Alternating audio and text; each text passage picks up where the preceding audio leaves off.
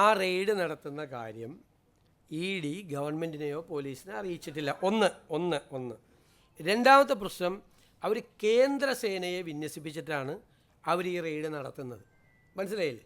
അവർക്ക് പരിമിതമായ അധികാരങ്ങളേ ഉള്ളൂ കേന്ദ്ര സേനയ്ക്ക്. പക്ഷേ അവിടെ ഒരു ലോ ആൻഡ് ഓർഡർ സിറ്റുവേഷൻ ഉണ്ടാകുമെന്ന് പോലീസും കൂടി ചെന്നില്ലായിരുന്നെങ്കിൽ അവിടുത്തെ സിറ്റുവേഷൻ എന്തായിരുന്നു? പോലീസ് ചെന്നതുകൊണ്ടല്ലേ. പിന്നെ നടത്തി കഴിഞ്ഞിട്ട് അതിൻ്റെ ഡീറ്റെയിൽസ് നോക്കിയിട്ട് ആ അന്വേഷണം നടക്കുകയല്ലേ. ഒരു FIR രജിസ്റ്റർ ചെയ്തിട്ട് ആദ്യം കുറേ പ്രതികളെ അറസ്റ്റ് ചെയ്തു, ബാക്കിയുള്ള അന്വേഷണം നടക്കുമല്ലേ. ആ അന്വേഷണം പൂർത്തിയാകട്ടെ. കുറ്റവാളികളെ എല്ലാവരും അറസ്റ്റ് ചെയ്യപ്പെടണമെന്ന് തന്നെയാണ് ഗവൺമെൻറ്റിൻ്റെ ആഗ്രഹം. ഇത് കുറ്റകൃത്യമാണ്, വലിയ ഓഫൻസാണ് ചെയ്തത്, ഒരിക്കലും ചെയ്യാൻ പാടില്ല. CPM അതിനെ പ്രോത്സാഹിപ്പിക്കാൻ പാടില്ല, ഒരു കാരണവശാലും പ്രോത്സാഹിപ്പിക്കാൻ പാടില്ല. വളരെ ക്രൂരമായിട്ടുള്ള ഒരു നടപടിയാണ് അവരുടെ ഭാഗത്തുനിന്നുണ്ടായത്. ചില സംഘർഷങ്ങൾ ഉണ്ടാകുന്ന സമയത്ത് പോലീസ് കുറച്ചുകൂടി ബുദ്ധിപൂർവമായിട്ട് പെരുമാറണം. ആ പെരുമാറ്റമാണ് അവിടെ ഉണ്ടായതെന്നാണ് ഞാൻ കരുതുന്നത്. കാരണം ആ സംഘർഷം വേറൊരു തലത്തിലേക്ക് വളരാതെ ഇപ്പോൾ നടന്ന സംഘർഷത്തിൽ ഒതുങ്ങി നിന്നുകൊണ്ട് ഇപ്പോൾ അവിടെ വേണമെങ്കിൽ പ്രകോപിപ്പിക്കാം, അല്ലെങ്കിൽ കർശന നടപടി, സ്ട്രിക്റ്റ് ആക്ഷൻ എന്ന് പറഞ്ഞിട്ട് കേരള പോലീസ് വിചാരിച്ചാൽ ഏത് പാർട്ടി ഓഫീസിലേക്ക് ഇരച്ചു കയറാൻ പറ്റാത്തത്? ഇരച്ചു കയറാം. ആ പാർട്ടി ഓഫീസിലേക്ക് ഇരച്ചു കയറി അവിടെയുള്ള ആളുകളെ കുറേ പേരെ തല്ലി, കുറേ പേര് തടയുമല്ലോ. അപ്പോൾ അവർക്കിട്ടൊക്കെ നല്ല അടിയൊക്കെ കൊടുത്ത്, വേണമെങ്കിൽ വല്ല വൈരാഗ്യമുള്ളവൻ്റെ 2 കൂടുതൽ കൊടുത്ത് ഇതൊക്കെ പോലീസിന് ചെയ്യാം.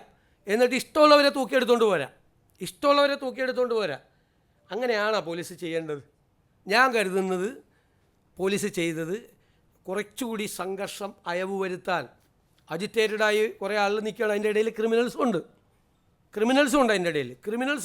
അതിൻ്റെ ഇടയിൽ നിൽക്കുമ്പോൾ വളരെ ബുദ്ധിപൂർവ്വം ചെയ്തു. ഇനി കേസ് അന്വേഷണം നടക്കുകയല്ലേ, തെറ്റ് ചെയ്ത ഒരാളും രക്ഷപ്പെടില്ല. കുറ്റകൃത്യം, താങ്കളുടെ ചോദ്യം കറക്റ്റാണ്. കുറ്റകൃത്യം ചെയ്ത ഒരാളും രക്ഷപ്പെടില്ല, നടപടിയെടുക്കും. ഞാൻ ചോദിക്കട്ടെ, പോലീസ് അന്വേഷണം നടത്തിക്കൊണ്ടിരിക്കുകയാണ്. FIR രജിസ്റ്റർ ചെയ്ത് അന്വേഷണം ആദ്യഘട്ടത്തിലാണ് ഇത്രയും പേരെ അറസ്റ്റ് ചെയ്ത് കോടതി അവരെ റിമാൻഡ് ചെയ്യുകയും ചെയ്ത്. ആ അന്വേഷണം പൂർത്തിയാകട്ടെ. അതിലെന്തെങ്കിലും തെറ്റുണ്ടെങ്കിൽ നമുക്കപ്പോൾ പരിശോധിക്കാം. പോലീസ് അന്വേഷണത്തിൽ നമ്മളെ ഇടപെടാൻ പാടില്ല. ഇത് സംസ്ഥാനത്ത് അധികാരത്തിലേറിയ ഗവൺമെൻറ് നടപ്പാക്കാൻ പോകുന്ന പദ്ധതികളുടെ നയപ്രഖ്യാപനമാണ്. ഞങ്ങൾ ആ കോണ്ടെക്സ്റ്റിലാണ് ഞങ്ങളിതിനെ കണ്ടിരിക്കുന്നത്. സംസ്ഥാനത്ത് നടപ്പാക്കാൻ പോകുന്ന പദ്ധതികളുടെ പ്രഖ്യാപനം പോസിറ്റീവായിട്ടുള്ളൊരു കാര്യം. തുടക്കത്തിൽ തന്നെ പറയേണ്ട ഒരു പുതുയുഗ സൃഷ്ടിക്കായിട്ടുള്ള തുടക്കമായിട്ടാണ്. മനസ്സിലായില്ലേ നമ്മൾ ചെയ്തിരിക്കുന്നത്? കേന്ദ്രത്തിനെ വിമർശിക്കേണ്ട ഘട്ടം, കേന്ദ്രമായിട്ടുള്ള ഇടപെടലുകൾ ഞങ്ങൾ ആരംഭിച്ചിട്ടേ ഉള്ളൂ. വിമർശിക്കുന്ന ഘട്ടം വരുമ്പോൾ വിമർശിക്കാം. ആദ്യമേ വിമർശിക്കുന്നത് എന്തിനാ? ഞങ്ങൾ പറയട്ടെ, ഞങ്ങളിതെല്ലാം പരിശോധിക്കട്ടെ. കിട്ടാനുള്ള പണം എത്ര? ഞങ്ങളെല്ലാം പരിശോധിക്കുന്നുണ്ട്. കിട്ടാനുള്ള പണം എത്രയാണ് അവിടെ നിന്ന്? എന്തുകൊണ്ടാണത് തരാത്തത്? ഓഡിറ്റഡ് സർട്ടിഫിക്കറ്റ് കൊടുക്കാത്തതുകൊണ്ടാണോ? യൂട്ടിലിറ്റി സർട്ടിഫിക്കറ്റ് കൊടുക്കാത്തതുകൊണ്ടാണോ? കഴിഞ്ഞ സ്റ്റേറ്റ് ഗവൺമെൻറ്റിൻ്റെ ഭാഗത്തു നിന്നുള്ള ഫെയിലിയർ കൊണ്ടാണോ പണം കിട്ടാത്തത്? എന്തുകൊണ്ടാണ് പണം തരാത്തത്? ഇതൊക്കെ ഞങ്ങൾ കൃത്യമായി പഠിച്ചുകൊണ്ടിരിക്കുകയാണ്. വൈറ്റ് പേപ്പർ ഇറക്കുമ്പോൾ കുറേ കൂടി കൃത്യമായ പിക്ചർ കിട്ടും. ഇത് കണ്ടായിരുന്നോ? പോസ്റ്റ് കണ്ടായിരുന്നോ? നിങ്ങളിനി പറ, നടപടി എടുക്കണ്ടേ? KSRTCയിലൊരു ജീവനക്കാരിട്ടിരിക്കുന്ന പോസ്റ്റ്, എൻ്റെ മുഖം, നഗ്നനായൊരു പുരുഷൻ്റെ ബോഡി, അത് വെച്ചിട്ട് KSRTCയിലൊരു ജീവനക്കാരൻ സോഷ്യൽ മീഡിയയിൽ പോസ്റ്റ് ചെയ്താൽ എന്താ ചെയ്യേണ്ടത്? എന്നോട് വന്ന് ചോദിച്ചു. അപ്പോൾ ഞാൻ അതിൻ്റെ ഗൗരവമല്ല, അല്ലെങ്കിൽ വിട്ടേക്കാൻ പറഞ്ഞു. വല്ല വിമർശനമോ വല്ലതൊക്കെ ആണെങ്കിൽ വിട്ടേക്കാൻ പറഞ്ഞു. ഇതാണ് പോസ്റ്റ് ചെയ്തത്. ഇത് അനുവദിച്ചാൽ നിങ്ങളുടെയൊക്കെ കുടുംബാംഗങ്ങളെ പറ്റി ഇടും ആളുകൾ ഇല്ലേ? എന്തും ചെയ്യാം. നിങ്ങൾ ചോദിക്കുക, കേരളത്തിലെ പൊതുജനം വിലയിരുത്തട്ടെ. മുഖ്യമന്ത്രിയുടെ മുഖം വച്ചിട്ട് അടിയിൽ വേറെ വളരെ നെയ്ക്കഡായിരിക്കുന്ന ഒരു പുരുഷൻ്റെ ശരീരഭാഗങ്ങൾ ചേർത്തിട്ടൊരു പടം ഇട്ടിരിക്കുക. ആ ആൾ സർവീസിൽ 2 ദിവസം റിട്ടയർ ചെയ്യാൻ പോകണമെന്ന് എനിക്കറിയില്ല.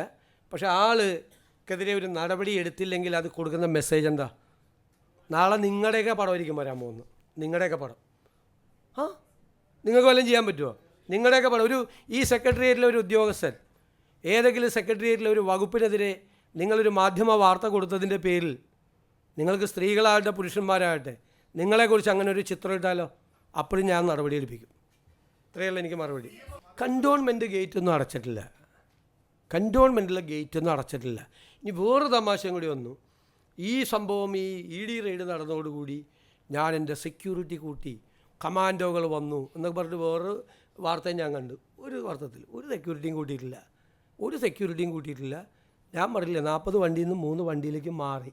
ആ വണ്ടിയായിട്ടാണ് ഞാൻ ഇന്നലെ മലപ്പുറത്തും പോയത്, കോഴിക്കോടും പോയത്. ഒരു വണ്ടി അഡീഷൻ ഉണ്ടായില്ല. ഏതോ ഒരു സ്ഥലത്തൊരു വീട് കാണിച്ചു തരാൻ വേണ്ടിയിട്ട് ഒരു പൈലറ്റ്, ലോക്കൽ പോലീസിൻ്റെ ഒരു പൈലറ്റ് വന്നു. അത് കഴിഞ്ഞപ്പോൾ ഞാൻ അപ്പം തന്നെ എൻ്റെ PSOയോട് പറഞ്ഞു അതിപ്പോൾ തന്നെ വിട്ടേക്കാൻ പറഞ്ഞു, 4ാമത്തെ വണ്ടി വേണ്ടെന്ന് പറഞ്ഞു. എന്തൊക്കെ നുണകളാണ് പറയണത്. എല്ലാ നുണകൾക്കും നമ്മൾ പറയാൻ പറ്റുമോ? എല്ലാ നുണകൾക്കും നമുക്ക് മറുപടി പറയാൻ പറ്റുമോ? പിന്നെ രാവിലേക്കൊന്ന് വീട്ടിലേക്ക് ഒന്ന് ഇരിക്കുമ്പോൾ നമ്മളൊന്ന് റെഡിയായി ഒന്ന് കുളിച്ചൊക്കെ ഇറങ്ങി, എന്നിട്ട് അവിടെ നിന്ന് പോയി അടുത്ത പരിപാടിക്ക് പങ്കെടുക്കുമ്പോൾ ആ പരിപാടിയിൽ നിൽക്കുകയാണ്. കേരള ഹൗസിൽ നിന്ന് ഞാൻ ഇറങ്ങുമ്പോൾ ഈ ചോദ്യം ചോദിക്കുകയാണ്. അപ്പോഴാണ് മറ്റേ എനിക്ക് ഇത് കിട്ടിയത്. അത് കഴിഞ്ഞിട്ട് ഞാൻ അവിടെ നിന്ന് എയർപോർട്ടിലെത്തുമ്പോൾ വീണ്ടും ചോദ്യം ചോദിക്കുകയാണ്. എവിടെ? ഡൽഹി എയർപോർട്ടിൽ. ഡൽഹി എയർപോർട്ടിൽ നിന്ന് ഞാൻ രാത്രി കൊച്ചി എയർപോർട്ടിൽ ഇറങ്ങുമ്പോൾ അവിടെയും ചോദ്യം ചോദിക്കുകയാണ്. അത് കഴിഞ്ഞിട്ട് അവിടെ നിന്ന് ഒരു 2 കിലോമീറ്റർ 3 കിലോമീറ്ററുകൾ എൻ്റെ വീട്ടിലേക്ക്. അവിടെ ചെന്നപ്പോൾ അവിടെ നിൽക്കുകയാണ്. ഇത്രയും യൂണിറ്റുകൾ നിങ്ങൾക്ക് ഉണ്ടോ ശരിക്കും? അല്ല, ഞാൻ സീരിയസ് ആയിട്ട് ചോദിക്കുക, എനിക്കൊന്ന് അറിയാൻ വേണ്ടിയിട്ടാണ്. ഇത്രയും യൂണിറ്റുകൾ നിങ്ങൾക്ക് ഉണ്ടോ? അപ്പോൾ ശരി ഇത്രയും മതി.